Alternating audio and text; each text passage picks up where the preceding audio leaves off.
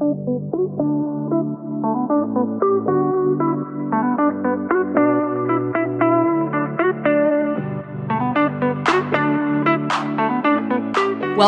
to the Gym and Tonic Podcast. I'm your host, Shanae Kunsa from SK Bodyworks. This is a podcast where I share valuable education, insight, and strategies around all things health, fitness, nutrition, weight loss, and mindset, mixed in with some laughs, a whole lot of balance, and a few ums along the way. If you're ready to make your weight loss and fitness goals a reality, you've come to the right place, because through these episodes, I'm going to help you live a healthy but balanced life, lose the weight, and become the best version of you possible. Let's go, girlfriend. Welcome back to episode 4 on the Gym and Tonic podcast. I'm so excited for today's episode because we have our very first guest on the podcast, and a very special guest as well, who I'm going to introduce to you in just a moment. But today's topic is going to be about all things spirituality, and we'll dive a little bit into what spirituality is, I guess how that connects with deep health, I guess how to embody spiritual practices to find more purpose in our lives, and I guess wherever the conversation takes us. So I also feel like I wanted to do a little bit of a disclaimer before we do dive into it, because I feel like some people are, and I guess I really respect people's views on spirituality, and I feel like it's a topic where people are either really open to it and interested and intrigued in it and all for it, or maybe you're neutral about it, or maybe you sort of don't agree with it, and wherever you are, that is completely okay. And obviously, take what you need out of today's episode and, leave the rest. And I feel like me personally, I was always someone who was very open to spirituality and all that sort of stuff, but I never really knew a lot about it until probably maybe the last 6 to 8 months or so. I feel like I've been having like a little bit of a spiritual awakening. So hence today's episode as well. So today's lovely guest is Anna Natale. Did I say your surname correctly? I wanted to ask you before we started. It's Natale. Natale, okay. No, you did. You said it perfect. I'm kidding. Anna is a spiritual healer, a medium, healer, intuitive reader, and a spiritual guidance mentor. Yep. So, Anna, can you tell us a little bit about, I guess, who you are, what you do, the work that you do, and, your story, and what, I guess, led you to where you are today? To where I am. So, yes, I'm a spiritual healer, and the work that I do is very much helping people understand where their spiritual journey is going. But not only that, it's very much of bringing peace to their mind, body, soul, or an energy. Because there's a lot of things that goes around in our earth at the moment, because our earth actually consists of energy and water. Our body consists of energy and water. Yeah. And so there are a lot of changes happening in our earth as well. And so a lot of people are starting to question about, what's going on and why we're feeling this, why we're feeling people's emotions, why we're, et cetera, et cetera. So what I do is help people understand what this is all about, and healing's all about, calming the mind down, calming your body down, and your soul, lift your vibrations up, and et cetera, kind of thing. So yeah, I love that. And how did your healing journey start? Where did that all? Wow, it's probably a big question. Yeah, it's a question that it took me a long time to actually accept. So I was 5 years old when I actually had my first encounter.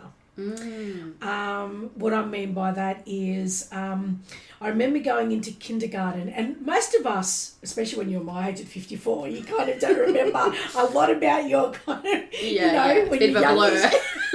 Literally, it's a bloody blur, and you want it to be a blur, kind of. But I remember sitting in my classroom, and my teacher's name was Mrs. Monaghan. I'll never forget this lady. And I remember sitting there, and I was just looking at my book. I even remember the colour of my book. Wow. And it was blue with shapes of the planet, like not the shapes of the planet, like astrology stuff on my book. Like solar system. Solar system. Stuff, That's what I'm trying to say. Yeah, and I remember looking at, and I remember the cover that was on that my mother put on there, and I looked at this book, and then I looked up and I could feel everybody. I could feel the person next to me. At 5 years old, I could feel this person next to me, their emotion, their anger. I could feel my teacher's anger, that she was frustrated with us. So I felt all these kind of emotions, and I knew what her next step was in teaching. If that kind of makes sense. You would have been like, oh my God, what is going on? Like, at 5 years old. So I started crying. Oh, bless. I started crying. Yeah. And I remember that, and not a lot of us, like, if you asked me what I did when I was 6, 7, 8, I wouldn't remember. But it was this particular moment where I knew I was different. Yeah. And I kind of sat there and I started to cry. My teacher said, what's wrong with you, Anna Maria? Because my full name is Anna Maria. And I said to her, and I couldn't talk. So I after that, I don't remember fully what happened, but I know that she spoke to Mum about there was something going on with me. Yeah. But I couldn't explain to anybody that I can see, hear and feel things. Yeah. And because especially at that age. I didn't understand. Yeah. All I remember was that I was very connected with God, but everybody has their own beliefs, whether it's God, whether it's a goddess, whether it's a Buddha, universe, whatever it is. Yeah. And I used to go, am I cursed? As a little girl, I used to say, am I being punished? Because I could feel everything, even the bad things I could feel. So I used to, say that I must be punished, but I was very quiet for a long time. And then I remember saying to Mum, I think there's something different about me. Mum didn't really understand. It was very hard to kind of talk. It would have been very much so like that, because you didn't even know how to express how you were feeling, let alone explain it. Like saying, I think I'm seeing things, Mum. I'm seeing shadows. So when I did start to speak to Mum and Dad when I was a little bit more older, my dad didn't really like what I was saying because my grandmother, which is Dad's mum, had schizophrenia. I think they call it, bipolar, whatever it is now. Well, they call it something different now, but it was kind of psychosis and all of that. And so when I said that to Dad, and he said, it triggered some fears in him, saying, stop talking that way, you're becoming like your grandmother. And I said, no, I'm not like nonna, in Italian, nonna, I'm not like grandma. And he says, I don't want you to talk about this anymore. Oh. So a lot of, so for him it was a fear thing. Yeah. So I had a lot of anxiety from it. I went through a lot depression. I very, very, very bad anxiety I got from it because I didn't know I didn't understand my gift at all. Didn't get it. I didn't understand. And there was no one really for me to actually ask a question about this, because you go back down many 40 years ago, there were probably people like gifted, but who do I speak to about it? No one that, I guess, in your immediate group, family, friends, like, I guess, knew about it or experienced something like that. So you felt probably really alone, I felt very alone. I felt very different. I felt very alone. I felt that I was punished. I felt just a lot of mixed emotions. And then I grew up with having a lot of anxiety and panic attacks because of it. And most of the time not understanding then, but I understand it now, is that I was picking up a lot of people's other emotions and feelings and energy, and being a healer. So I'd be picking up a lot of everything, their thoughts. The thoughts are the biggest things that, was really hard for me. So then I had to do this journey by myself. And I know why I had to do this journey by myself. So now, now that I'm a mentor, educating, young, beautiful women like you and men as well, to understand that there's nothing wrong with you. Because you do feel that there's something wrong with you. You feel like, do I have a mental illness? Am I going oh my God, am I going crazy? There's a lot of my clients saying, do I need to go into a mental institution? And I said, sweetheart, no, you don't. I said, because otherwise I'll have to come with you. Maybe you need to put that in put it in your FAQs when someone signs up to work with you. Probably. But, we're laughing about it, and it's good to laugh about it, but some of them are so serious, and they're like, they come in and they're really stressed and have panic attacks over it, saying there's something wrong with me. And then there's some that's like, oh no, I'm not going crazy, but I feel like I'm going crazy, but I'm not going crazy. Yeah. This is how they talk. It's like they're making themselves go crazy. Yeah. Okay, stop.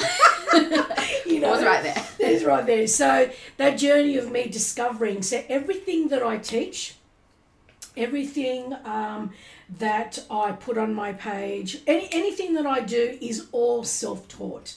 It's things that I've experienced. So my thing is that if I haven't experienced it and I haven't gone through it, I can't teach it. Because I won't understand it. Talking through experience. I need to. So, as you've known, you've come into my healing room and I have got books there. There are books there. They just look pretty. I just fill up my shelf. I mean, of course I look at them and occasionally, but I don't pick up a book and say, okay, this is what's happening. Kind of thing. It's very much channeling.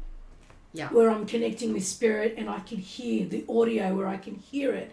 And, because like someone said, what do you mean by channeling? How does channeling work? Channeling is very much like, when you're reading a book and you hear those words go into your brain. Yes, it's exactly the same thing, except I'm not reading a book. That's a really good way to put it, actually, to make it easy to understand. So that's how it is. So that's how I work. And then I think I had my 2 children, and then I kind of put it aside, but I know that I still had those feelings. I still had, obviously that never goes away when you're gifted that way. It's always going to be there, kind of thing. But then I sort of left it for a little while, and then it got worse after. When I'm saying it got worse, it got louder. It got yes, it actually got louder, and actually got quite sick too, in the sense of being sick with flus and being having another. Now you call that a spiritual awakening, but I thought I'm going through a mental illness again, like panic attacks, depression, sadness, being in a very dark place, but. I just want to kind of add to that spiritual awakening. A lot of people think that spiritual awakening is crossing your legs and kind of like doing that yoga. Like a meditation. Like a lotus flower meditating thing, and say, oh, this is all beautiful and bliss. Unfortunately, it's not that way. It does become that, yes, of course. But spiritual awakening is very much like you're thinking you're going absolutely mad. So it's literally like, you think about... you question about, why are we here? What's my soul purpose? Why is this earth here? Why is the skies blue? Why is there trees?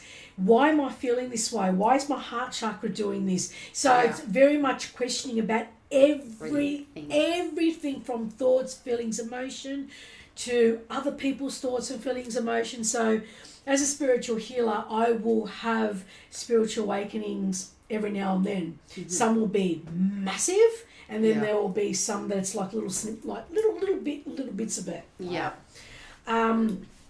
So I then went into it after I had the kids, where, like I said, I got a bit more, wasn't feeling well. And I said, okay, this is getting a bit much. I have to do something about it. I kept getting a message, a voice saying, you need to become a healer. No. You need to become a healer. No.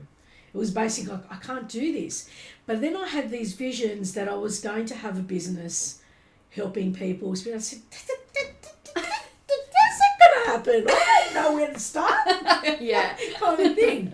So I was an office girl where I went to a business college, worked for I couldn't few picture years. you doing that.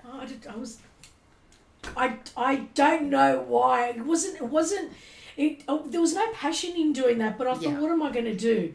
So I went into business. So I just went up to year 10. Yeah.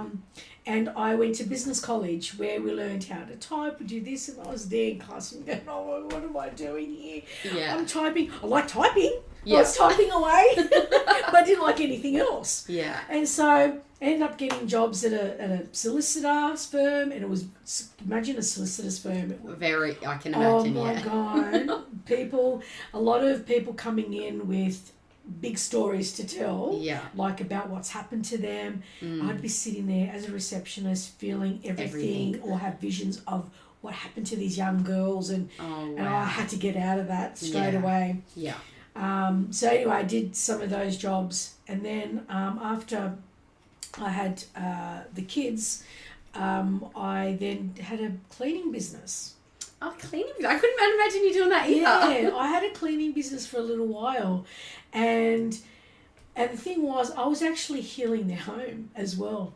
Ah, interesting. Because I get messages saying, every time you come here, the house is smelling beautiful. Not only is it clean, but it's a calming environment. In my head, I'm going, because I'm a bloody healer. I'm healing your home. But some of them didn't know what I was doing. Yeah. But in the meantime, what I did was I said, okay, I actually need to do something to get myself out there. Yeah. There was an incident that happened. I don't know if we have time to... Yeah. So there was an incident that happened that really made my decision. So, like I said, I had those thoughts of, I had to do something, how to help people and heal people, kind of do what I'm doing now. Yeah. So I had a friend who was already doing the reiki classes to actually do reiki sessions. Yeah. And so I thought, she says, why don't you do them so you can start doing, getting into the business, because we need more healers. Things are changing, and we need more healers to clear energies and mental mind and whatever else. Oh no, I can't. I'm too scared. And she said, because I was petrified of my gift, literally petrified of my gift, because I have a very strong gift, which I can say now. I couldn't say it. Yeah. I could not say that I had this very strong gift. It used to petrify the crap out of me saying that. Yeah. And so I said to her, okay. She goes, this is the number. Ring her up, because she's got some classes and you double up people to practice on, and she shows you the ropes, and she says, you don't need much because you already have the healing gift anyway. Okay, so I rang her up. And my heart was, I'm sure I had a panic. I had a panic attack on the phone, thinking, okay, I better have my mobile phone in case I need to call the ambulance at the same time. I was literally, if you saw the mess that I was in, thinking, what am I doing? And I'm holding the phone like this and going, should I, shouldn't I? But she answered, because I was about to go. And you're like, shit. Right? It's happening. And then, blah, blah, blah, introduced ourselves and everything. And I said, at the end of it, I said, but I'm really, really scared. She goes, well, then, this is not for you then. If you feel scared, it's not for you. You know what I said? What'd you say? Okay, see you. And then that was it? That was it. Then, yeah. That year. That was it, right? So I said, okay. That was an easy way out. That was the easy way out for me. So then my friend rings up. She goes, did you do it? And I said, no. I said, this isn't like, I'm too scared. She says, well, you can't do that. And I said, okay. And she goes, Anna. I said, well, it's probably not meant to be right now. Yeah, time. A few months later, we went away. We always go away after Christmas. And we're at Port Macquarie. And Mum and Dad were in the next unit. Mm-hmm. And we and my family were in the other in the next door unit. And so the veranda, like, so our bedrooms were like, oh, you can't see me. Yeah. Guys, sorry. I'm a typical Italian. I'm talking with your hands. Yeah, I do that too. And I'm trying to show you. Sorry, guys. But anyway, there was a beautiful veranda that overlooked this beautiful pool. It was like it was a resort kind of a thing at Port Macquarie, but there was this massive tree as well to the left of where the veranda to the veranda. There's meaning to this. The reason why I'm explaining why we have this beautiful veranda and beautiful trees and whatever else. And I often would sit out there and look out and kind of meditate and just kind of relax, but always looked at this massive tree that was on my right. I don't know why I'm looking at this tree, I used to say to myself, but anyway, whatever it is. One day, I woke up with a very doomed bad feeling in my stomach. And I don't normally wake up like that unless something very bad's going to happen around me or my family. And I woke up, it was about 6 o'clock in the morning, and I looked around and I said, what's going to happen? You need to tell me. At this point, I started to talk. Do you know who my spirit team was? But I was talking to someone. What's happening? I was told to walk outside on the veranda. And mind you, I had little shorts on and because it was very hot. And a singlet. And I never walk out. In public. In public like that on the veranda with people swimming in the pool and stuff like that. Didn't even think of it. All I was thinking about that I needed to get to the veranda, there was something that I had to protect, but I didn't understand what it was. And so I sat there on a chair and I just looked out and I kept looking at this tree. Near this tree, there were 3 small children playing. And I was told to look at these children, and I kept looking at these children, but I kept getting chills, and the more I looked at these children, the more I felt sick in the stomach. And then they said to me, stay there until those children leave. So I did. So the children left. They played on the other side next to Mum and Dad's apartment. So our apartments were stuck together. So on the other side of the tree, which the tree faced Mum and Dad's window. Okay. And these children then were playing on the other side, but nowhere near that tree. Kind of near that tree, but away from that tree. Right? So as soon as they walked away, I walked away, but then I went to Mum and Dad's apartment. I opened the door and I said, Mum, something's wrong. Something bad's going to happen today. And she says, what are you talking about, Anna Maria? I said, Mum, I don't know. And I could still see that tree, right? And I could hear the kids playing. All of a sudden, you hear it sounded like a crack of thunder. The tree fell. The tree fucking fell. Wow. Excuse my language. No, that's okay. I swear on you all the time. Right. The tree oh my God. fell. It sounded like... I've heard a tree fall and it's huge. It's huge. You know those not a small tree, like those massive trunks. And it was massively tall, and it was... All we could hear all of a sudden, as I was speaking to Mum and looking at this tree, we just heard going... Like, not like... I know, I can imagine. Right? It just went over... And you could see it, and I'm going, oh my God. And Mum and I were looking out, and then my dad came. We were like, holy oh shit, my God. It missed the children. That's what they were trying to guide you to. I was protecting those children. Right? So then I heard, this is what you've protected those children with your energy, because I surrounded them with white light, which I didn't understand at the time. So I protected those children, and so they said, you need to do this work because we need you. So I got emotional. And I said, okay. And when I went back home after a week, I rang up the lady, and I said to her, I'm ready. And so that's where my journey started.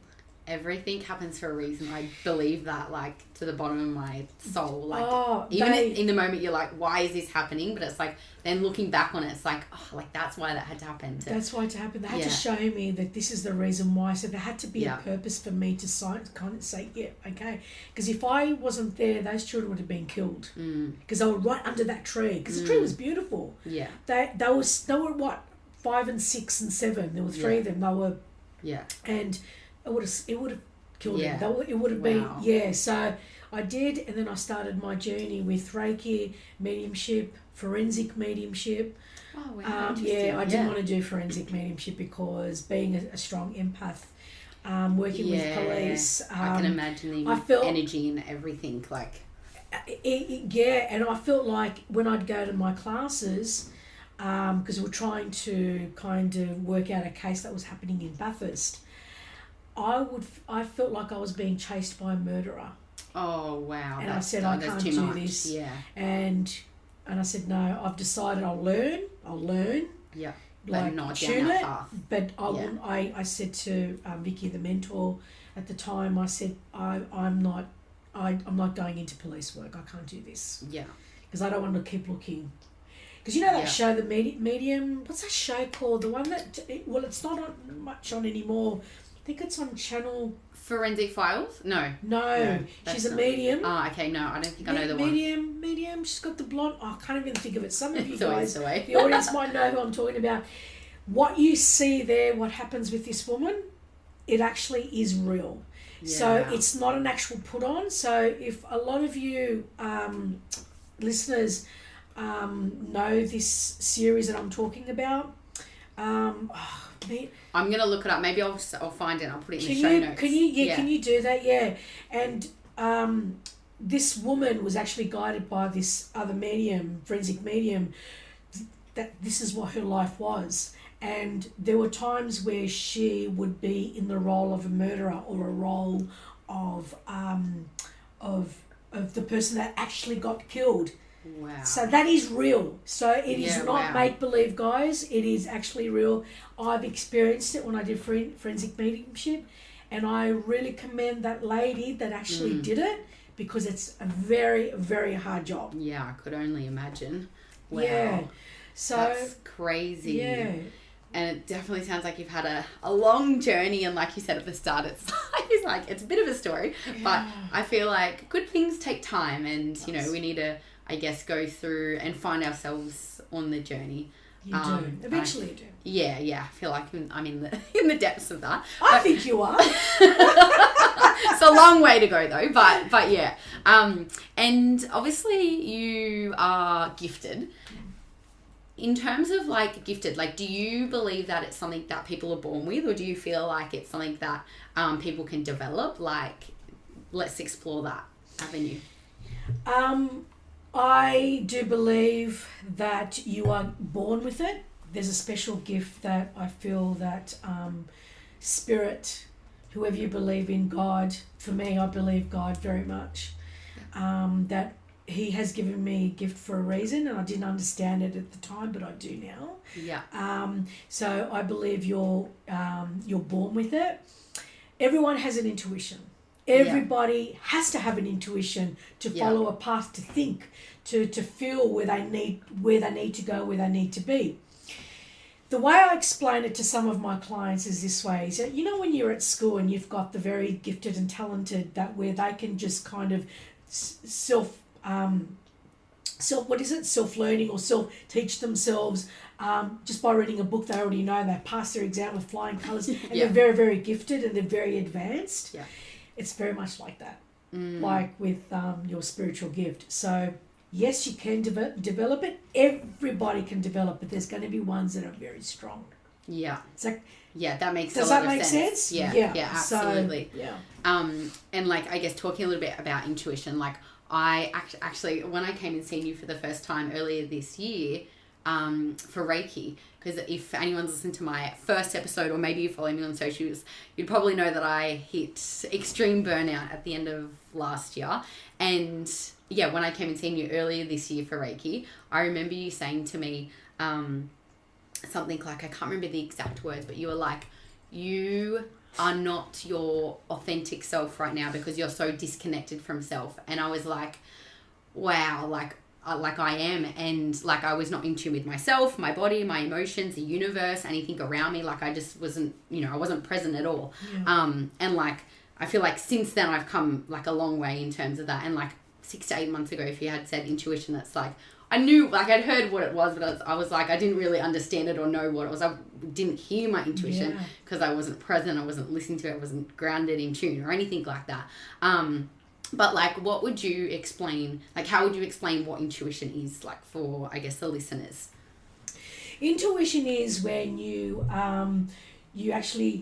listen to what your psychic abilities are telling you. So what I mean by that is that when you get a message in your mental mind that is positive, right? Because there can be also negative, right? So when there's a positive feeling that you feel, you know that intuition of like following a path of, for example, should I follow the path of being a personal trainer kind of thing. So, and you have that warm feeling in your heart. You'll have your warm feeling in your solar plexus. So solar plexus is where it sits in the middle of your ribs, right? Mm-hmm. So that solar plexus there is actually your brain to your third eye. So when you get that feeling in between there in your solar plexus, that is an intuition telling you, yep, go for it. Yeah. Right? Some feel it in their heart chakra, right? So or it can be both. Yeah. So that intuition of a knowing of, yep, should I be following this path? Yes. But if it's no, it's no. Does that kind of make sense? Yeah, no, absolutely. Yeah. And I feel like I said, I never used to be in tune with my intuition at all. But I do remember I used to work in a bank alongside doing like my personal training and everything like that. And I was, at that point in time, I was a teller and I was serving a customer. The branch was like so busy and the manager was like in a meeting and she had like backed up meetings and people waiting to see her. And anyways, I was serving a customer and I was cashing a check and he handed me a license and I don't know what it was. I just had this gut feeling and I was like, there's just something not right about this. And I checked everything, like before I cashed the check and like handed over the money to this guy, I checked like all of his details. I got him to sign like 5 times. I asked him security questions. I asked him extra security questions. Yeah, right. I like everything. So I like triple checked everything and I didn't go to the manager to like get it checked over because I was like, she's crazy busy. Like the line is out the door. Like I've checked everything. Like how can it possibly, like whatever. But I just had that gut feeling. And like ever since, and it was fraud. The guy had it was all fraud. Like he frauded this guy over like $50,000 from all different branches. Yeah, right. And like looking back on that, I'm like, that's like that gut feeling. Like it's your intuition that's telling you. Like it was very loud at that point. Yeah. Obviously because it was like, don't do it. But I didn't listen to it. Yes. But yeah, I feel like intuition is very much. Like, do you feel like it's different for everyone in terms of where they feel it in their body, or is it mostly in the gut? Yeah, it is different for everybody. Some will hear voices in their mind, and then there's some that will actually feel it in the gut or feel it in their heart. Yeah. But you've heard the gut instinct. It's definitely the gut instinct of, if something doesn't feel right, most of the time you need to. Most of the time you need to actually listen to it. You know, it's telling you something. So everyone has an intuition or a gut instinct. Yeah. And how does, I guess, intuition connect with, I guess, spirituality? Like what's that? Where's that connection tie in? Your intuition. Mm-hmm. So your intuition will connect with your spirituality in the sense of getting told with energy. Does that kind of make sense? So it kind of ties with your energy of your feelings or the feelings of others, or of what you're feeling around them or what you're feeling around in the area that you're in. Does that kind of make sense? Yeah. And when you say like feeling others' energies, is that, correct me if I'm wrong, that's an empath, right? Empath? Yes. Yep. Okay. Yep. Got it. Yeah, got it. And like, I guess talking about spirituality, like I have always believed, and I guess even more so since I guess dabbling a little bit more into the spiritual world and understanding a little bit more and just feeling really, I guess, pulled to it, I've always believed that like spirituality and I guess spiritual health is a part of our deep health. And I guess to explain what deep health is I guess thriving in all areas of, you know, all domains of health and, you know, all domains of human experience. So from our mental health, physical health, emotional health, spiritual health,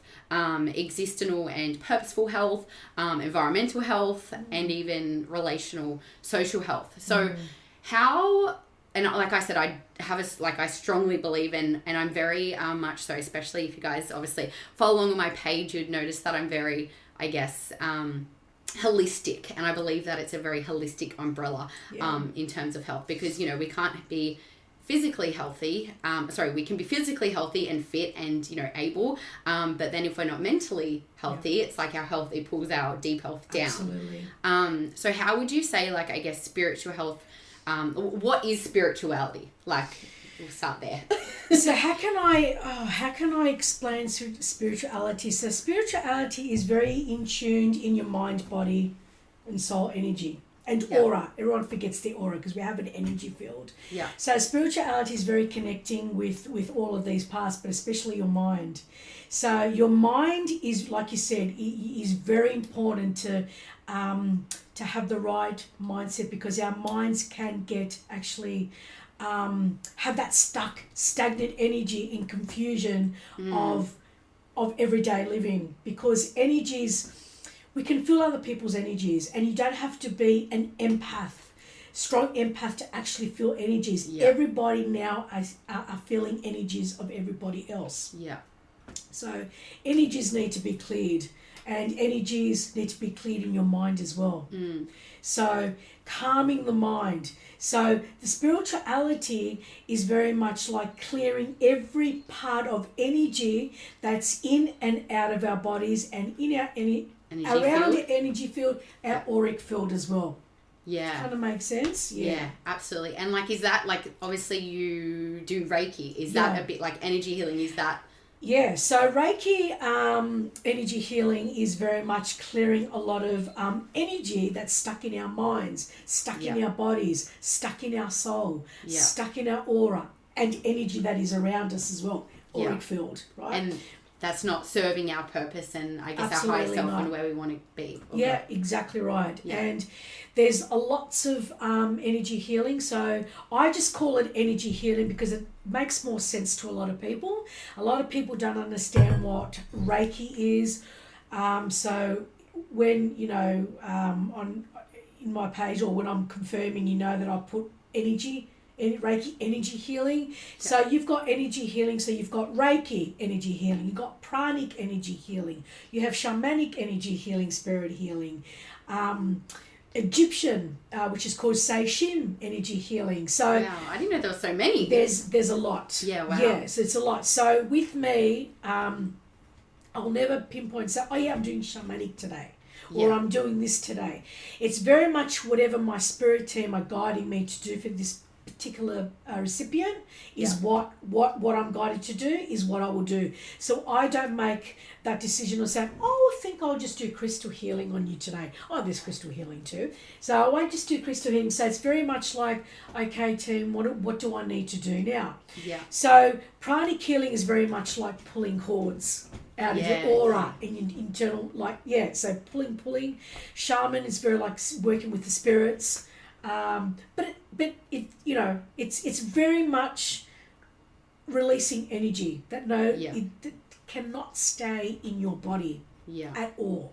Yeah, that's really, I feel like you put that in a very good way in terms of, because it's a very broad question in terms of what is spirituality. Yeah. And can I just add that a lot of people think that the work that we do, especially Reiki, a lot of people think that that's demonic work, like it's evil work. I was going to say, I don't know what demonic means. Thank you. I'm glad you don't know what that word means. Devil's word. Okay. The witch, the black witch's word. Okay. Yes. Yeah. Witches, yes. If you want to call it a witch, but we are white witches. Yeah. Okay. Yeah. So, yes, there are black witches. they like casting spells, and that is all very true with their bottles and concoctions and stuff like that. Yes, that happens. Oh, interesting. Yes, I don't like to do any of that. Yeah. That is not my passion. So I think I'll just give bottles and potions a little bit of a miss. Yep. So you will not find me in a court. Like, I made some of the girls in meditation laugh. I can't remember the subject was. Something about, I think I was talking to something about spirituality.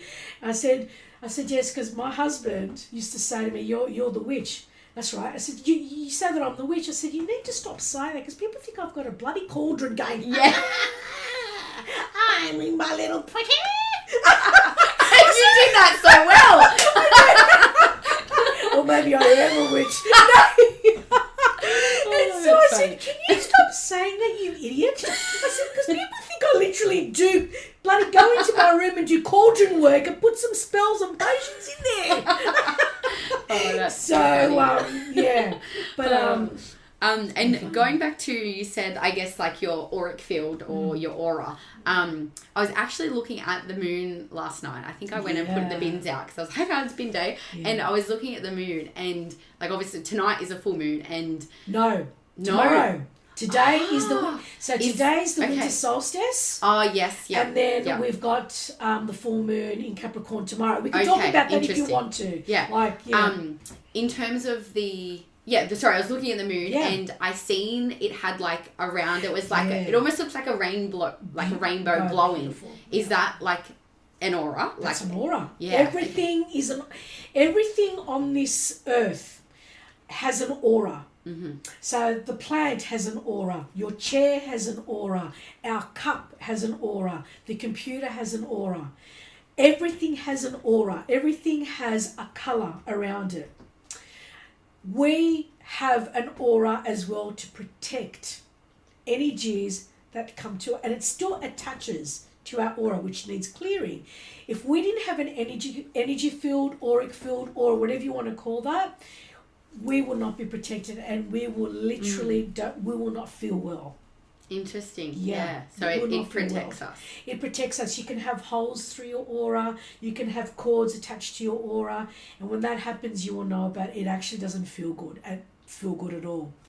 There we go. Okay. So we just had a moment. For some reason, when I put my microphone in, like I've just had it plugged in for 40 minutes recording this episode, and then it comes up, do you want to use audio from Zoom? It's like, well, no, I don't. My microphone's plugged in. Really? In the middle of it? Oh, gosh. Yeah. Okay. Anyways, we're good. Yeah, interesting. Because then I looked at the moon, I was like, I wonder if that is an aura. And do you see, like, physically see people's aura? Like, say, if you're looking at someone or you're looking at a plant, like, can you see, and, like, does, like, I guess colours represent different things? It does. Is that how it works? Yeah. So aura is a very big subject where everyone has a different colour aura.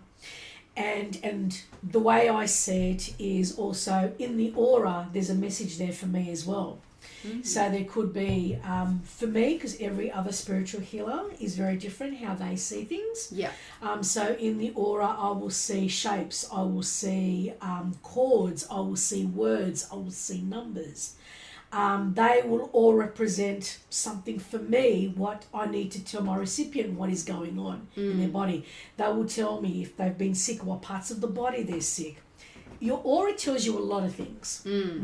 Very interesting. And you're looking at my plant. Yes. It's probably like, give me water. or stop watering me. I either like overwater them or like totally underwater them. I know. That's all good. And I guess in terms of like, I guess spirituality, and I guess those who are, I guess, very open to it, or maybe they are on their own spiritual journey. How, like, can, I guess, for the listeners, like, how can people embody spiritual practices, like, in their day-to-day life to, I guess, help them find, you know, more purpose and, I guess, even deepen their, like, deep health? Okay. So the first thing that I would say is first ask yourselves, where do I want this to go?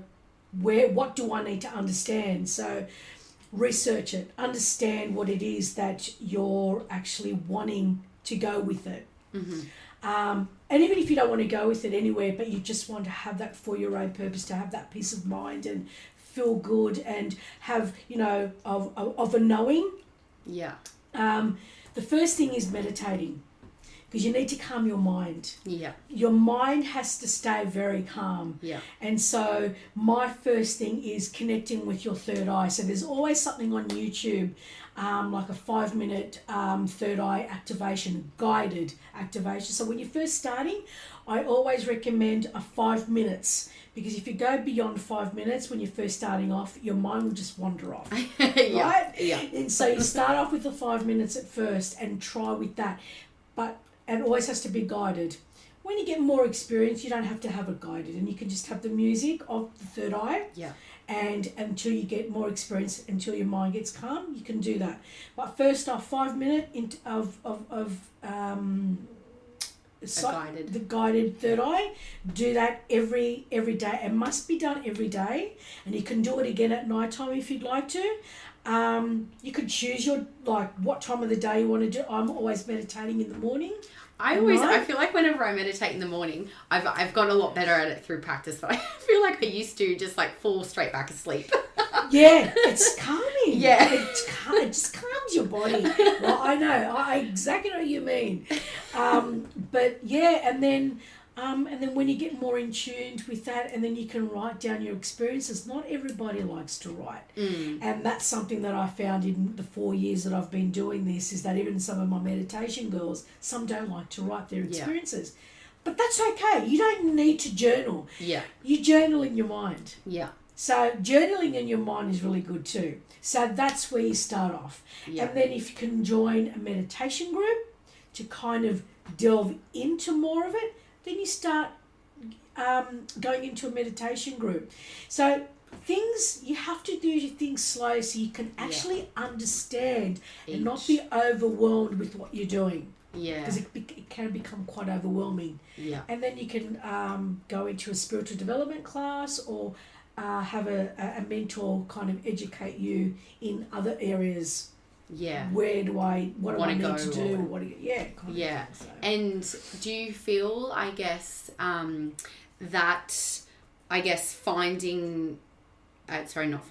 embodying like those spiritual practices, so like meditation is obviously a big one, and actually I'm going to come back to that question in terms of like quieting the mind, because I know when I first started meditating myself, I was always someone that was like, you know, like, yes, I know it's going to help me be more focused and, you know, do all the things and quiet down because I need that me time. But I would always be like, oh, but I need to do this and I need to do that. And I guess at that time it wasn't really a priority. Yeah.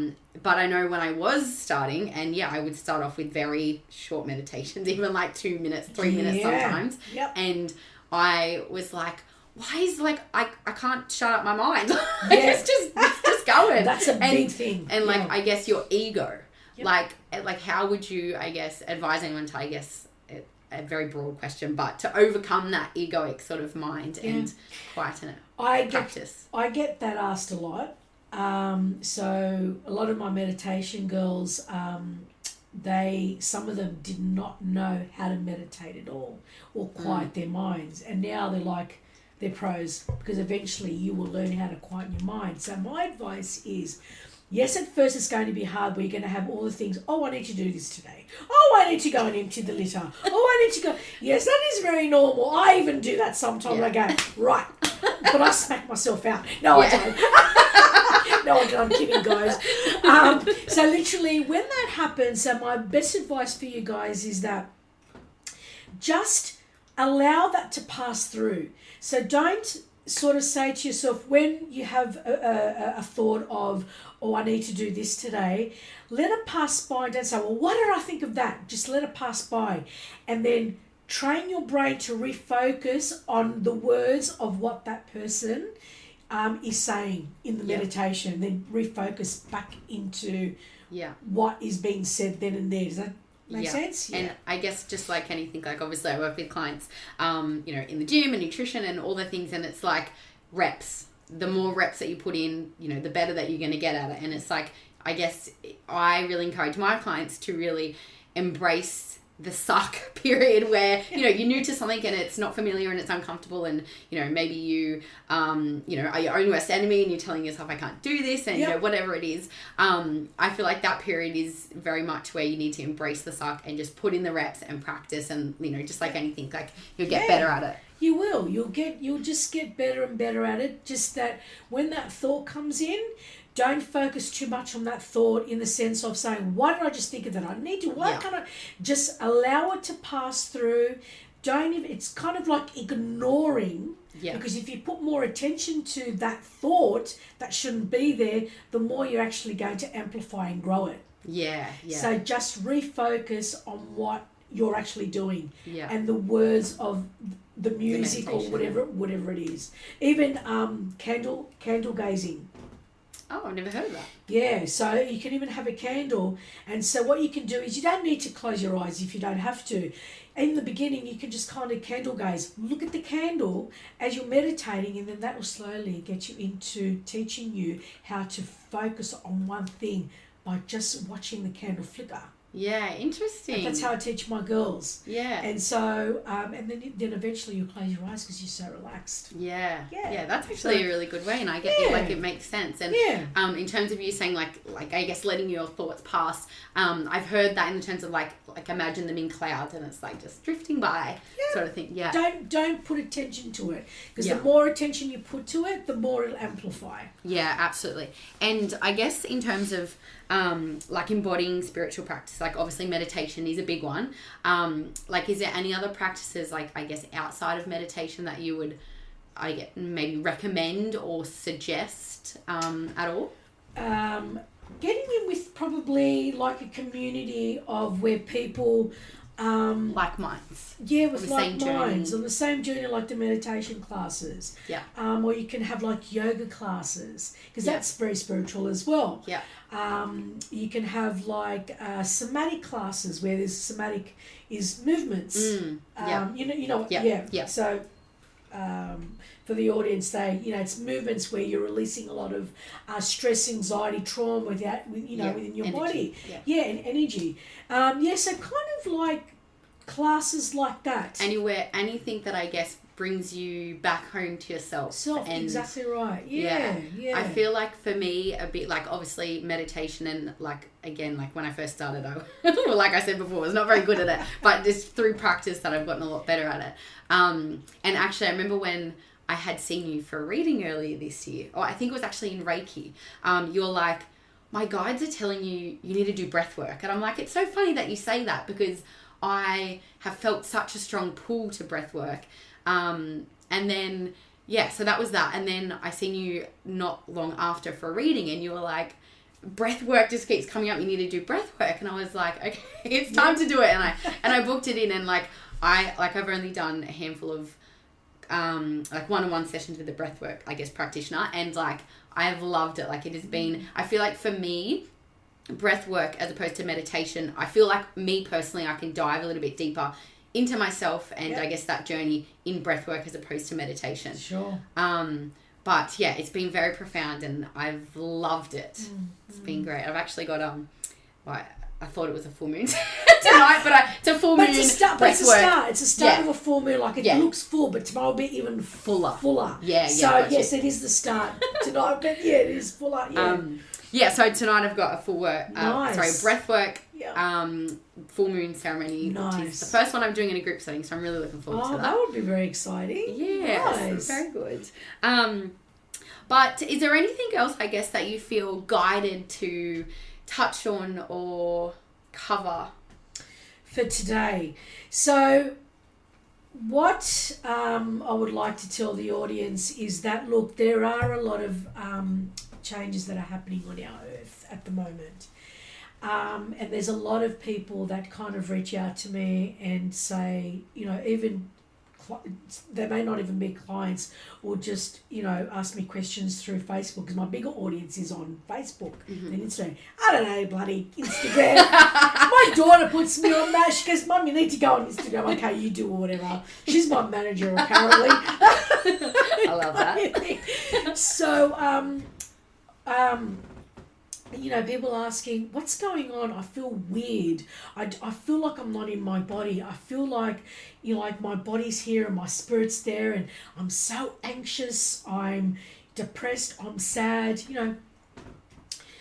what I want to say is that we are going into a very different dimension at the moment. So from a 3D dimension, which we are living right now, which is actually slowly changing into the 5D dimension. Interesting. Right. And I think you've touched on this before, and I don't really know a lot about it. Is that how they say like realm 1, 2, 3, 4, 5, whatever? Yeah. So the frequency that the earth is trying to change all of us is into the frequency of a new world where there's more love in it. Oh, that's beautiful. Yeah. Yeah. And so, when you hear about, there's been tornadoes or a volcano erupting, or, we've got hurricanes, like you're thinking, what's going on with this weather? So Gaia, who's our goddess of our earth, who takes care of our earth, she's also going through a spiritual awakening, which means that the earth is going through a spiritual awakening where it's almost like a purge. So purge in spiritual terms is like vomiting. It's actually vomiting. So purging, you're purging everything out to actually make everything feel better. And so this is what's happening with our earth at the moment, is that the earth is changing, so our frequency is changing. So none of us are actually, we've never been in a dimension that we are in now, of course. Yeah. Right? So the people that are on this earth now experiencing all these different changes, we have actually signed up a soul contract of actually saying, well, we want to be there when the earth is changing because we want to see it. And then for us spiritual healers, we're here to help you guys to actually involve and be involved in it. Wow. To have a better understanding. Yeah. And so every thought, feeling, emotion that you're having at the moment where you're purging, some are not feeling right, some are feeling like I can feel people's thoughts, feeling, emotions more than what I ever did. It's changing. We're all becoming empaths. We are trying to connect with each other. We're all going to be different, but we're connecting to bring more love into our universe. Interesting. And the solar storms and the solar storms and the, what's the other word? I can't think of it at the moment. Solar storm, the solar flares, the sun flares, solar flares. So what's happening with that is that we have a hole in the sun and we have a hole in our frequency of our earth. So we've got a ring around our earth, yeah? Yeah. So it's like an aura. Yeah, I was going to say like an aura. Yeah. So it's got a hole in it as well. So we are hitting with all these solar flares from the sun going into our earth atmosphere. Now, if that's burning up when it hits, our body's going to be affected. Our bodies are being affected by vibrating, by being very dehydrated, by sinus, like this way, being very dry. Our skin feels like we're burning. Our mind feels like it feels like it's not present. It feels very cloudy. In and out of body experiences, all of those things that you're experiencing at the moment, you're okay. You just need to go with the flow of everything. Just accept it, because it's the acceptance. Not everybody's it's anxiety. It's self-compassion. Yeah, exactly. I feel like that's a big one. And connect with outside. Be outside, connect with the trees, connect with the flowers, connect with the grass. Have showers with salts to clear all that energy. Meditation. Yeah. Just know that you guys, everybody's going to be okay. Just we're going through this DNA change. We're actually, purging, and our DNA, our structure of our body, because what I'm being shown is in a DNA. Like, the I can't remember the name of that thing. It's like the like emoji. Cellular. Like that emoji thing. It's like it's the best. I'm putting my fingers up. It's like you can see what I'm doing. I know what you mean. It's like on the tip of my tongue, like the genetic. Yeah, it's whatever. It's a genetic. It's like in a DNA a cellular. Gene. Yes. And so like a gene, and it's like it's twisting, right? And it's like that's how I've been seeing. Even before I was coming here, I was meditating in the car while my husband was driving, guys, so I wasn't meditating while I'm driving. I wouldn't be here unless my spirit team wanted to carry the car. But so I was seeing that, and it was turning and twisting, and I could see my whole body. My actual body, my DNA is actually being prepared. I'm actually done. Interesting. So everybody's DNA structure of their cells, their muscles, it's being restructured. So if you're feeling pain in your bones and muscles, just keep just come and see Shanae. I love that.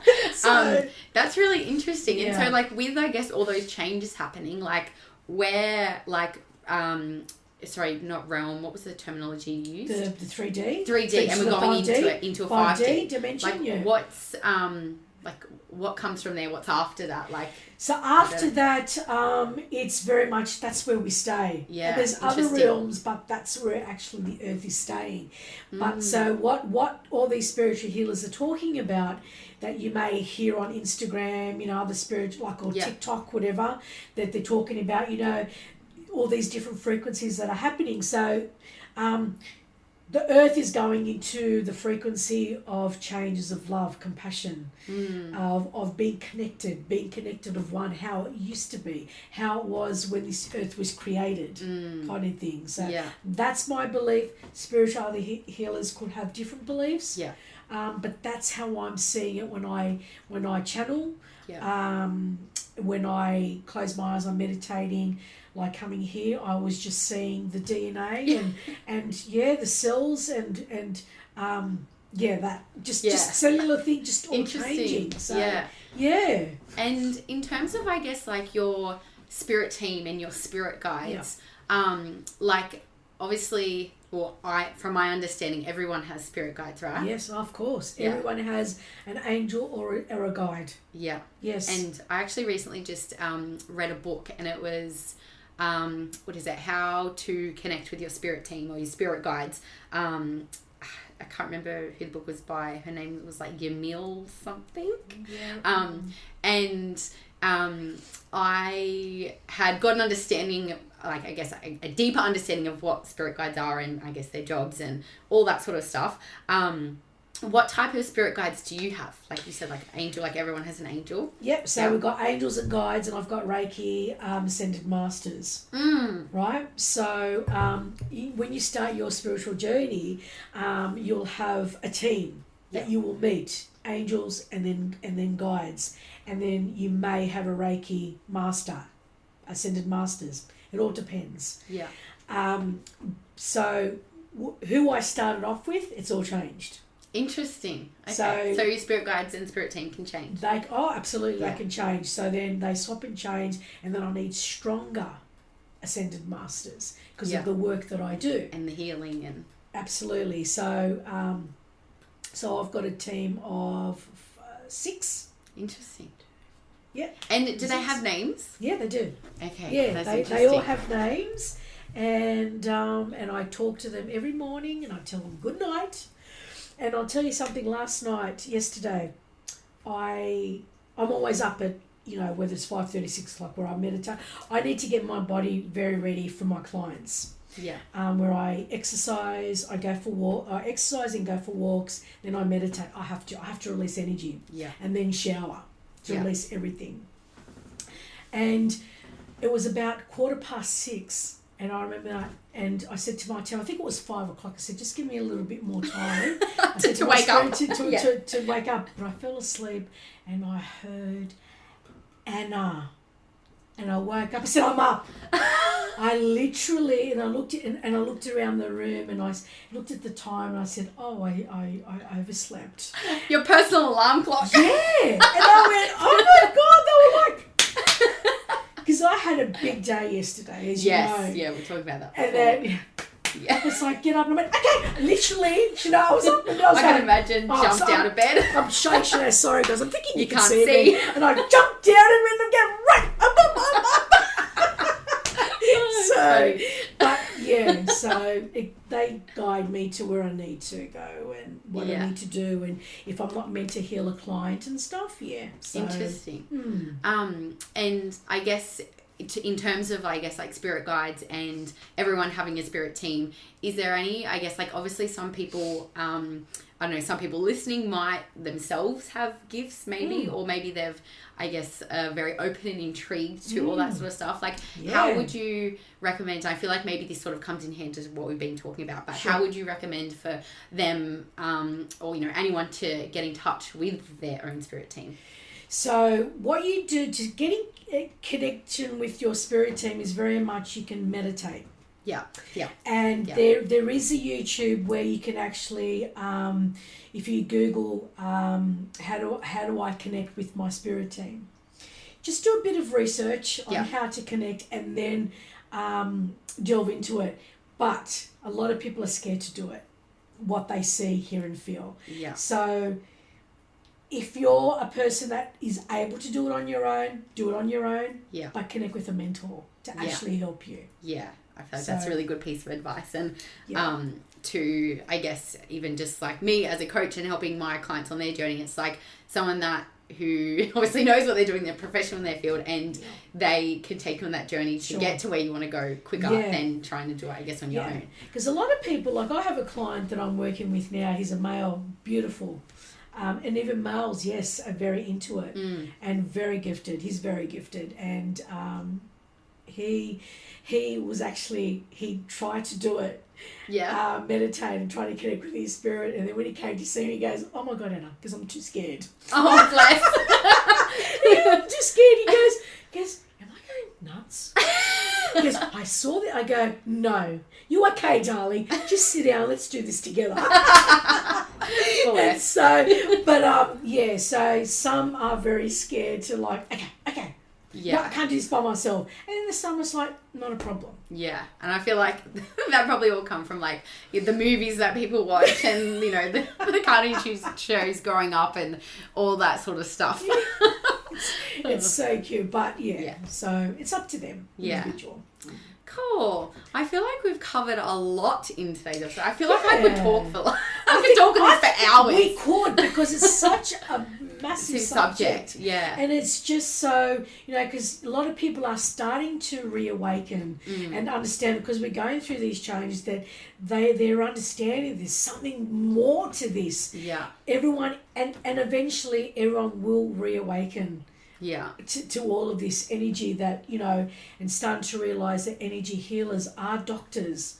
Yes. That we need, you know, even scientists are starting to realise that 100%, yeah. That we do need people with this gift to actually release energies from others, because it can lay dormant as a physical illness. Yeah. I've actually been delving into a lot of that, and I've read Dr. Joe Dispenza's book, Break the Habit of Being Yourself, and understanding like all of that, and then like even Louise Hay and like you know, all of the things, and it's like how things can play out in, you know, I guess not you know, suppressed emotions and not expressing emotions and all that sort of stuff can, like you said, lay dormant in your body, and you know, later in life you know, come out as disease and things like that. It does. And it's like, there is science around it. Like, why is it not talked about more? And I know why, because of pharmaceutical companies and like all the money that's involved in that. Yep. And it's like, why do more people not know about it? Yeah. And it's very much because you can't see it either. You can feel it,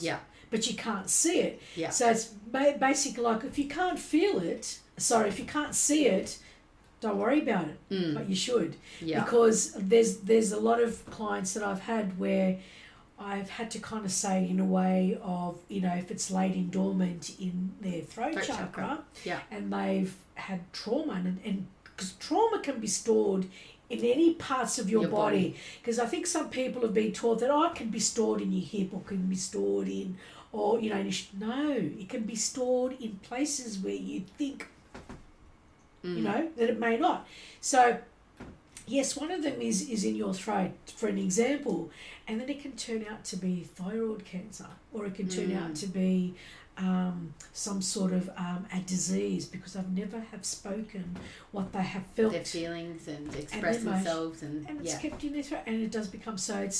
You need to be very in tune with your body, very in tune with your body, that if something doesn't feel right, whether see a doctor or a spiritual healer, but I don't want to say just come and see a spiritual healer. Explore, I guess, all the avenues. Don't give every avenue. Exactly right. So, and I will tell my clients that you know what, you need to go and when it's, you know, gets to that point. So.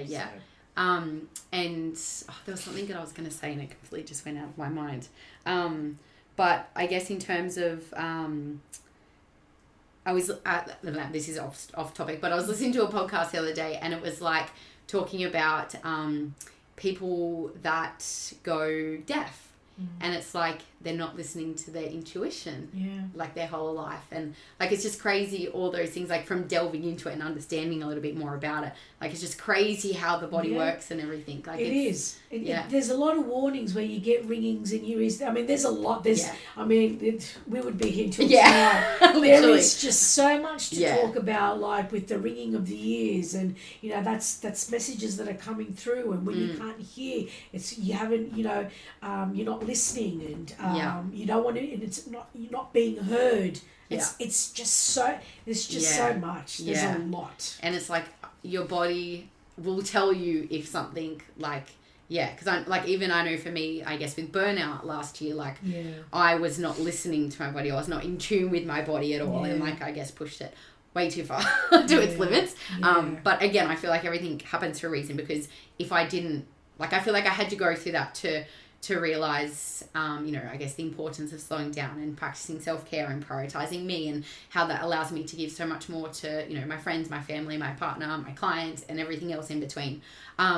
But yeah, I guess it all comes back to being in tune and listening to the signs that your body is showing you as well. Yeah, and I'm really proud of you for listening to your body.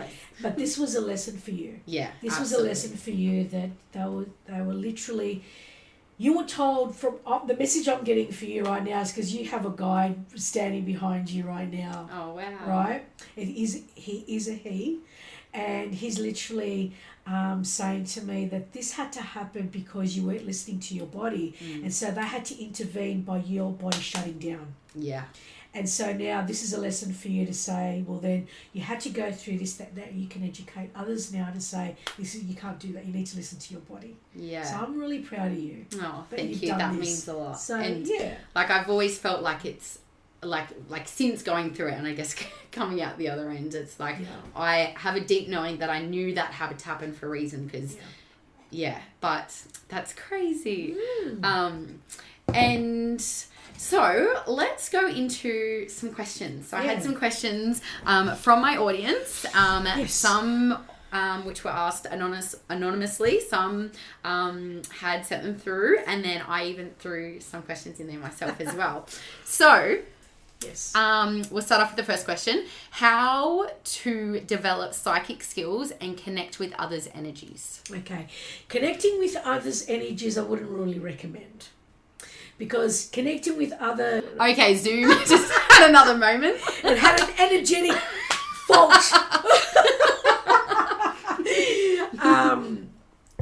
So connecting with other people's energies I wouldn't recommend. It actually becomes quite difficult and quite hard.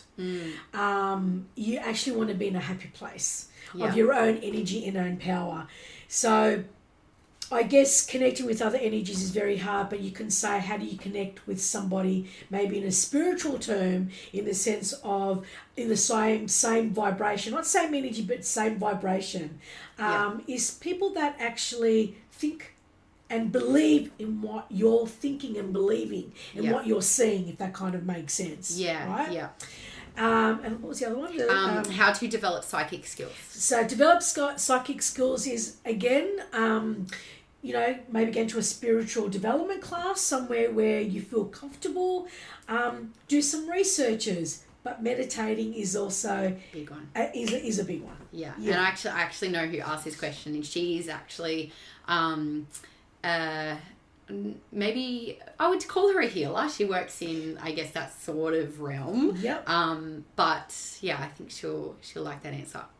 Because I feel like, connect, like you said before, when you first ever realized, when you were 5 years old, you realized you had the gifts, and it's like all of the energies, like it would be, I could imagine, very overwhelming. It's very overwhelming. Yeah. Very overwhelming. So Yeah. please don't really connect with a lot of people's energies. It's just, it gets hard unless you know how to clear it. Yeah. But connecting is in, if you want to heal them, that's a different story. Yeah.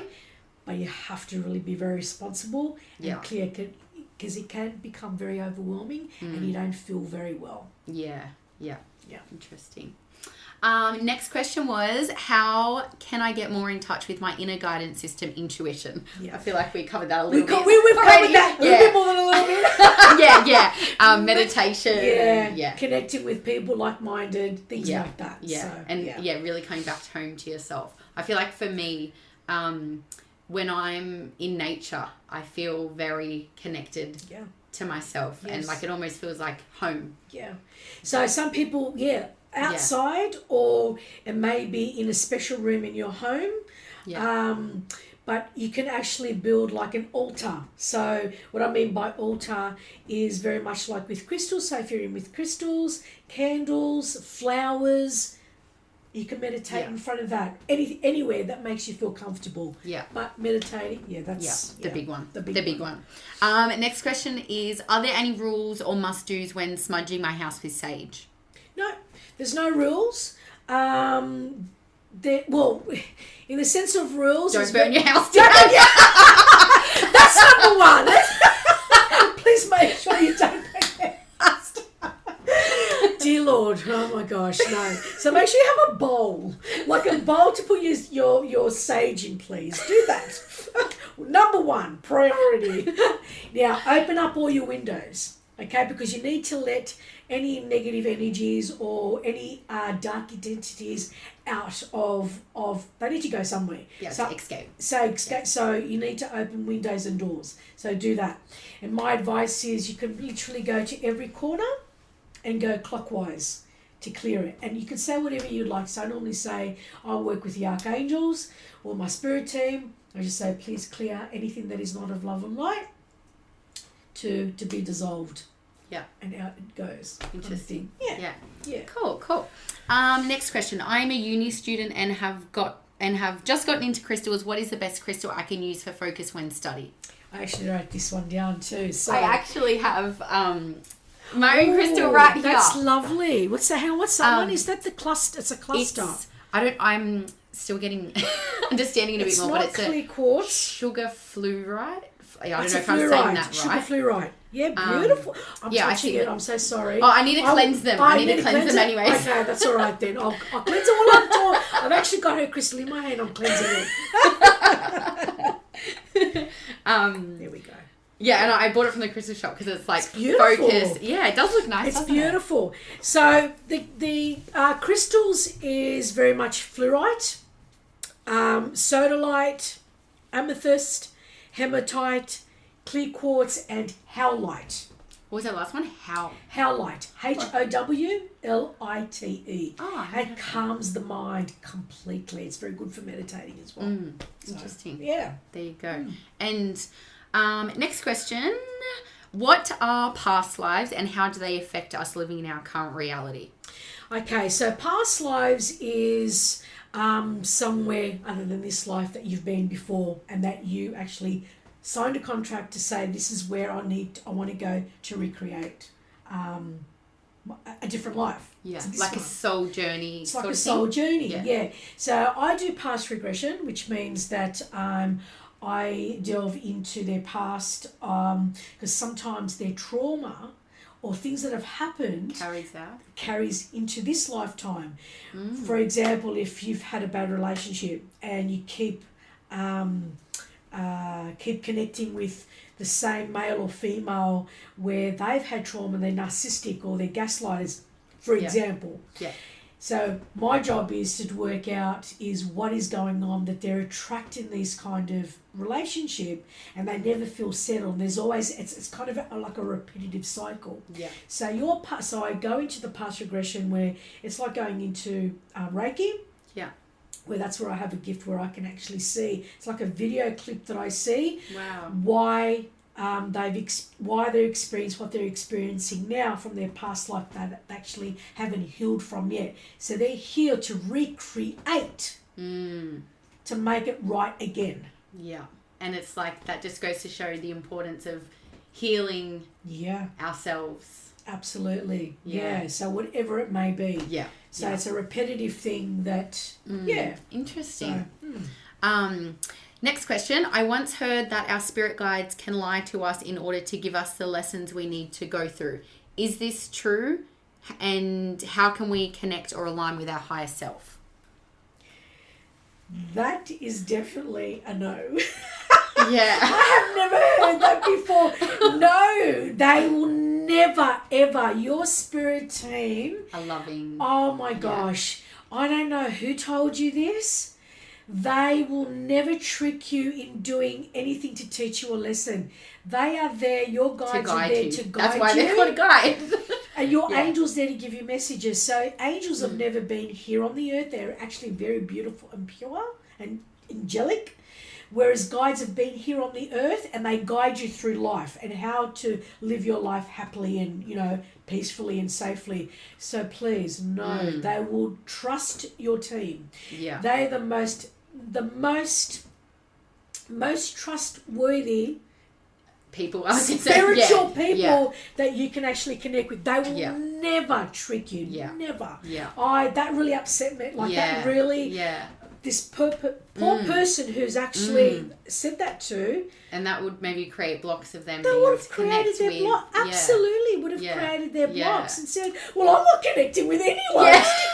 They'll make me... I promise you. Yeah. No, they may get angry with you, like mine get angry with me because sometimes when you sleep past your alarm. When I sleep past my alarm, they'll get angry with me.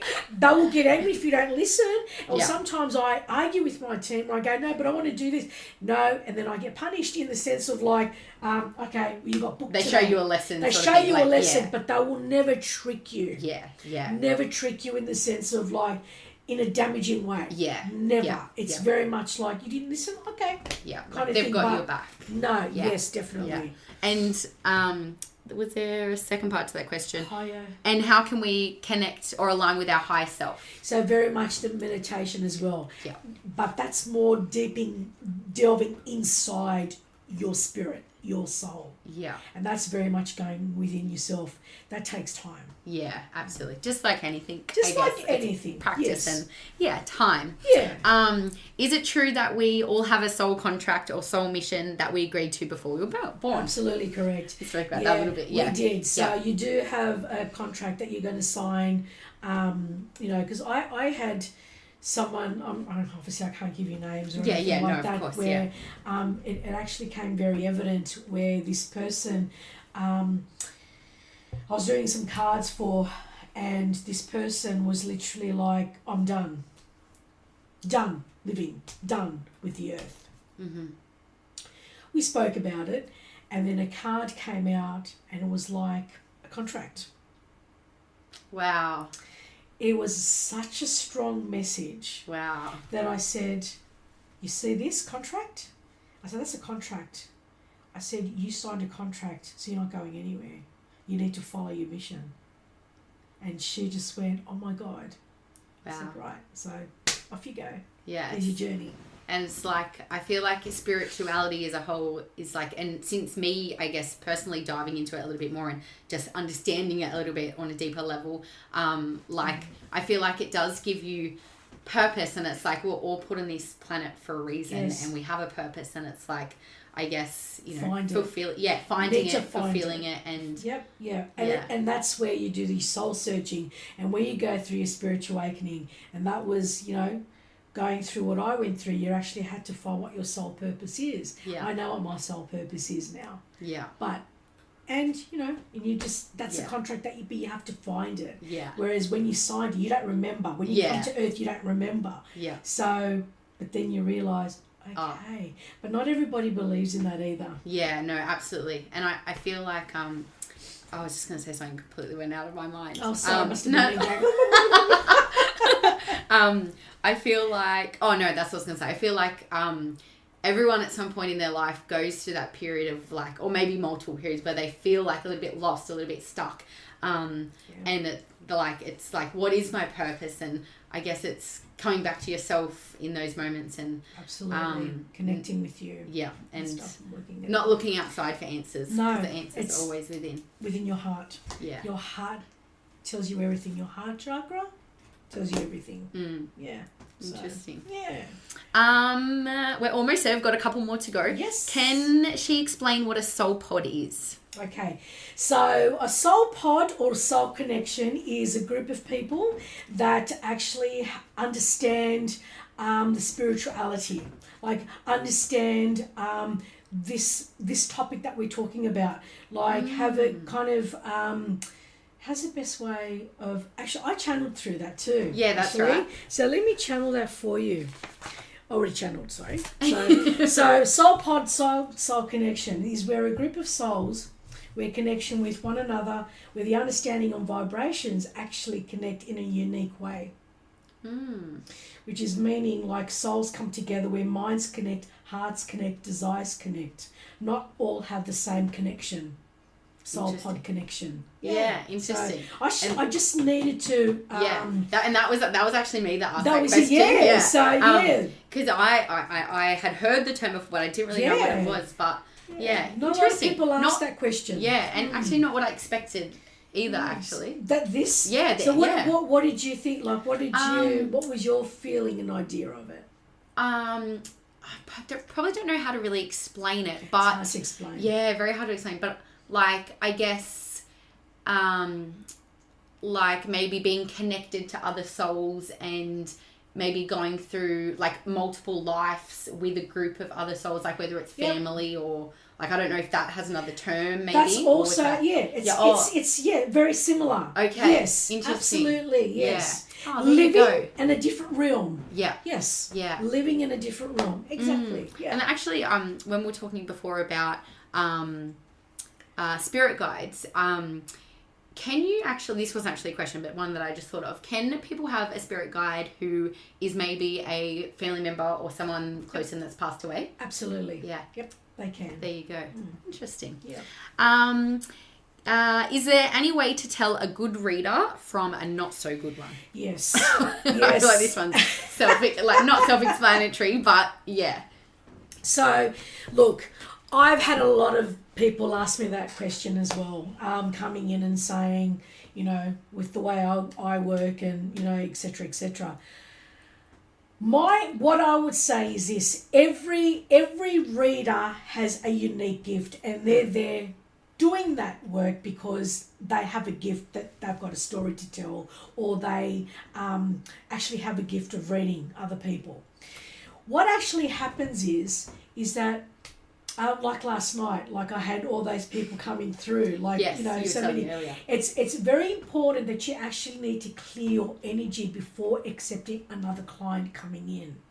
So it's not that they're a bad reader, it's just that they haven't cleared themselves off, because they could be reading the person they had before them. Interesting, yeah. Right? Okay, yeah. And so we all have different types of reading. We some can just do energy reading, some can do audio reading, some can do channel reading. Like, there's multiple ways of reading on cards, whatever it is. So obviously there's going to be stronger ones and not so strong, but everyone has a beautiful gift to share, but a lot of them forget to actually clear themselves. Yeah. That's the problem. Yeah. It's not that they're bad. Yeah. And prioritize themselves. I feel like everything in life is like, you have to give to you in order to be able to give to others. Yeah. And so clear, and then I'm ready for the next one. If you're not ready for the next one, say, I've got I'm done. Yeah. And then just call the clients, or if they're waiting at the door, just say, because you're giving someone else's reading. Yeah. For whatever. Yeah. So, yeah. There you go. Next question. I think that I have spiritual gifts, but I keep ignoring them because it scares me. Yeah. What is the best thing to do? That, very much like what we're talking about at the start I'm being a pro. Scared. I'm an absolute pro in being very fearful of my gifts. So my best advice is this: give yourself time to actually accept who you are.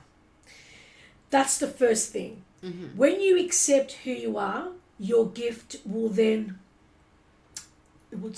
come forth, but you have to trust what you're seeing, hearing, and feeling, and that's a big one. And you are going to fear it. You will. I'm not going to lie to you, sugarcoat, and say, "Oh, You'll be right. After a month, you'll be fine. When you delve into it, you'll still be scared. I'm still scared after 4 years, and that's being quite honest, especially when it comes to family. I feel, and I know that there's a death and things like that. I actually still get scared. Yeah. But I'm starting slowly to accept things that I can't change it. That's my big thing. Yeah. So you'll always go through a journey of fearing, like each step that you go and higher that you go, you will have fear in every aspects of which level you're in. Take it slow. Yeah. Take it slow and do your research and work with a mentor.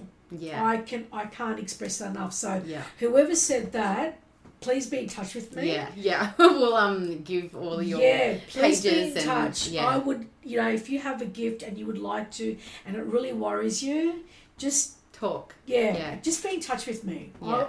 Yeah. I understand. So there you go. And I feel like talking to, like when you said when you had grown up at 5 years old, like you didn't have anyone to talk to about it and you didn't know anything about it. So talking to people who are going through or who have been through the same thing. Comforting. Yeah, it is. It's comforting. Yeah, absolutely. And we'll link obviously all of your social pages and everything in the show notes. Thank you. We are almost there. We've got 2 more questions. Yes. Is it spiritual law that psychics cannot tell us when we or family members will die? I'm wanting to get a reading, but I've always been scared to hear something I don't want to hear. Okay. That's a very good question. No, they shouldn't. You may have an idea of someone walking in and something's going to happen. Yes, I've had that experience. But no, they should not tell you your family member or anyone's going to die. Absolutely not. Because the only person that really knows is God himself. Yeah, interesting. Right? Because we could get it wrong. But no one should be telling you anything bad at all. Yeah. At all. So if you have had an experience where, or you've heard that this particular spiritual healer or tarot reader has said those kind of things, don't go to that person. Yeah. And they shouldn't be practicing that way either. Doing what they do. That actually annoys me, to be honest, because I have heard that a lot. Yeah, wow. And I could get why they're potentially feeling like worried or scared to be able to go get a reading. Of course, absolutely no. So don't go to them. Yeah. Last question. How does astrology link into spirituality? I'm not very much into astrology. Like, I don't, not that I don't, of course I'm into the star signs and the elemental, like the, what they are, and the full moons, new moons, winter solstice, all of that. Yeah. I don't understand all of it in the sense of which planet is retrograding or which planet is orbiting. That's really hard. Yeah. Like, I really have to. I feel like it's a lot. It's a lot. So what I do for that is I know when the full moons are happening. I know when the new moons are happening. How it affects each star sign in that sense. Not a problem. Yes, it does. So when there's a planet retrograding in that particular star sign, I'll always find it through a spiritual page. And then what I do is then I channel to say, okay, what's the meaning of it and who's it going to affect more than anything. I haven't studied or I've never I love all of that, but I don't understand it, if that kind of makes sense. So for example, we've got the full moon in Capricorn happening tomorrow. Yeah. These glasses are giving me sinus. I love your glasses, by the way. I'm wearing these, which my daughter calls them Priscilla glasses. They're the tiger. Not turquoise. No, it's turquoise. I don't know how to say the name. They'll know what we mean. It's like the not the leopard, the tiger print. No, is it? No, leopard print. Yeah, leopard print. But it's like like those big kind of glasses. I guess they look like Priscilla glasses. They're actually squeezing my nose together. And I'm thinking, I love you, but you are hurting me. Everyone says beauty is pain, but it's like, no. Sorry, I just had to... You see, if you can hear me talking like I'm underwater on my nose, squash. It is. It's these glasses. Anyway, so we've got the full moon in Capricorn tomorrow. So So how does that affect Capricorn? It actually affects Capricorn more than what it would affect you and I. But it still affects us, kind of thing. So spirituality and astrology, yes, does play a big part. But there's some people that do not believe in astrology with with planets and numbers and well, that's numerology. That's numerology. Planets retrograding, star signs. But it does play a part. It actually does, especially when you've got planets retrograde. I'm not really 100% sure what planets are retrograding, because retrograding means literally planets, they actually orbiting around the sun is backwards, but so the Earth, the planet doesn't literally go backwards, it'll actually spin in like a circular motion. Yeah, kind of thing, and that's orbiting, and depending on what star sign it's actually orbiting in is your glasses is actually what that star sign particular person is going through. Yeah, gotcha. So retrograde is all about the past, like say for last year it's Mercury in communication. What is it that you didn't fix last year in communication with this particular person? So that will happen again. So retrograde is about what has happened back in the past. Yeah, got you. And are we forward? We're going into a Jupiter, or this? Do I have? I feel like I had seen something about it, but I feel like astrology is a very big. It's a very big thing, and I wouldn't even really. I think I've got it in my notes here somewhere. There are a couple of planets retrograding, but that is very much stick to an astrologist that actually knows what they're talking about. I'm not one. Neither am I. But I do know that when the full moons, new moons, all these kind of things that affects us. That's when I channel. I go this is orbiting, so I'll channel who and what it's going to affect. Yeah. So there you go. Yeah. But, interesting. Yeah. I feel like we could literally talk for hours. It's such a big subject. It is. But I guess before we finish up the episode, do you have anything else that you wanted to mention? Anything you feel guided to share before we, I guess, close out? All I can say is for those that have a beautiful gift to share to the world, please don't fear it. You have that gift for a reason, and explore it. We need healers. We need healers on our earth to actually heal others. We need help because there's a lot of us help. So please discover and reach out. And if you want to reach out to me, and it doesn't have to be me, it can be another healer that you know, reach out and talk about your concerns and what you're feeling. So yeah, I love that. Yeah. And one more question before we do close out. I guess for anyone who's listened to today's podcast episode, if they, I guess, maybe feel very intrigued about, all things spirituality, and wanted to maybe dive deeper into their spiritual path, where would, I guess, you recommend they start?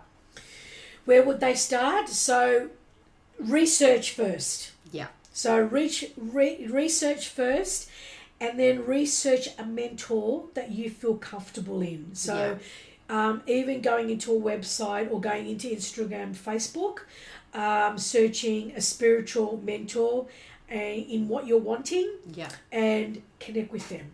Yeah. They will help you on your journey. Guide the way. And you don't have to stick with them.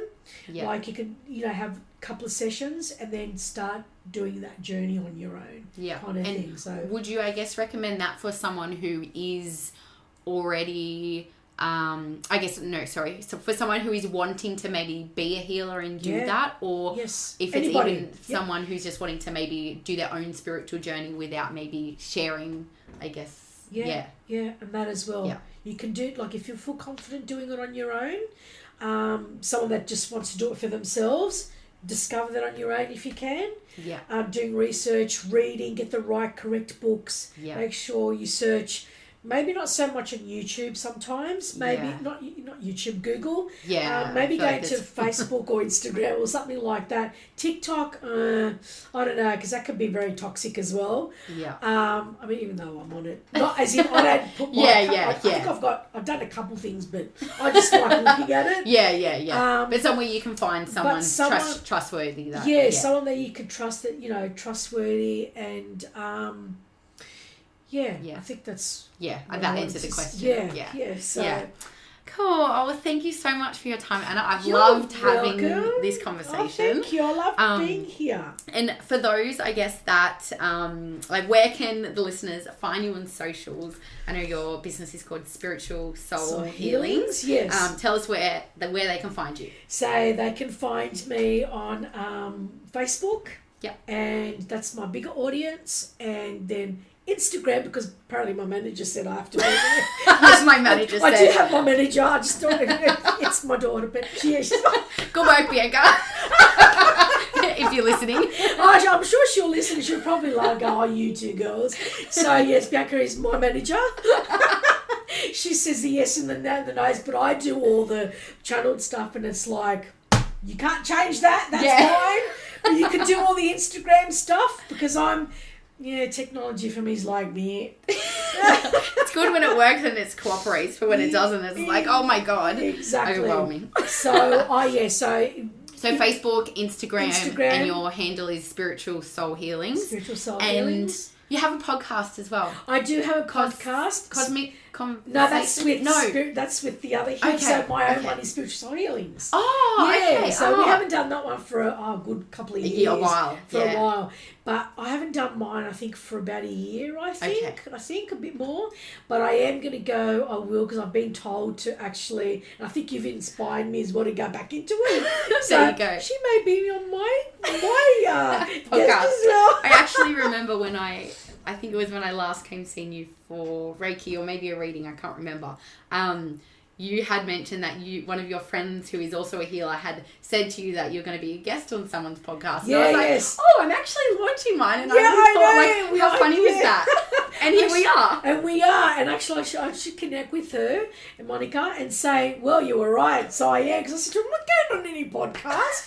I said, oh my gosh, because you're going to, apparently educate the world and blah, blah. And I no, I said, that scares me. She goes, bad luck, you're in it anyway.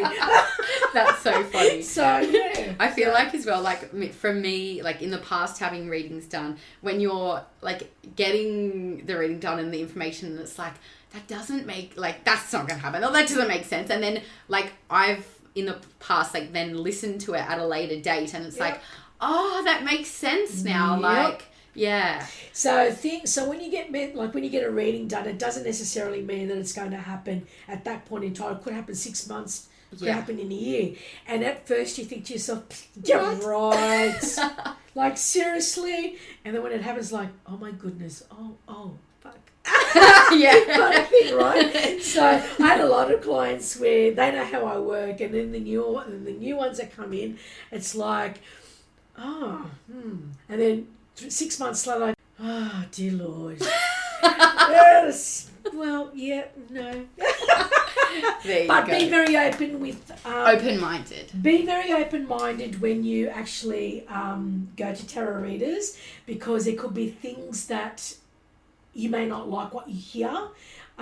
So be very open-minded. And if you're a type of person that fears and don't like and be open-minded, don't go. My advice is just don't go. Yeah. So.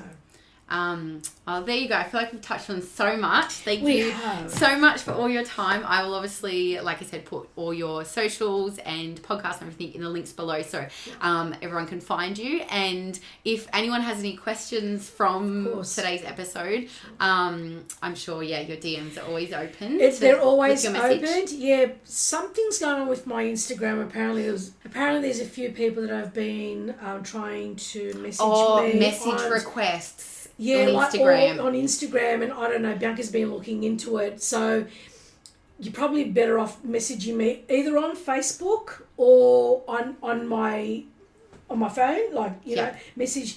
You can try and see. If I don't answer, it means I didn't get the message. Yeah. I've had that happen before. You had that happen as well? Yeah, and it's like, oh my God. Yeah. Yeah, and then I said, I've been trying to connect with you a year ago. And I went, what? What? And I said, Bianca! Fix it! And she's like, oh, anyway. So, but anyway. Anyways, well, thank you so much for tuning into episode 4 on the podcast with our very first guest. And we'll see you soon. Thank you for having me. My pleasure. Thank you. Bye.